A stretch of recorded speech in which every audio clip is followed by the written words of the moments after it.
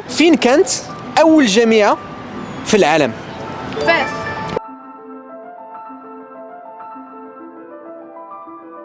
بلاتي، ولكن جامعة القرويين هي أقدم جامعة في العالم.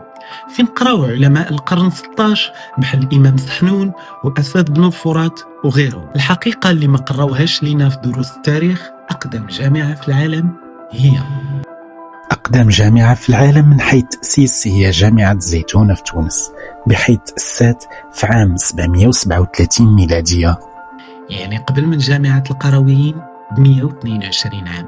حنا كمغاربة كنفتخروا بجامعة القرويين كمعلمة تاريخية وعلمية، ولكن جامعة الزيتونة في تونس حتى هي قراو فيها شخصيات كبار بحال عبد الرحمن بن خلدون، طاهر بن عاشور، محمد طاهر بن عمار، علي بن زياد التونسي وغيرهم، وكيف قلت سابقا الإمام سحنون.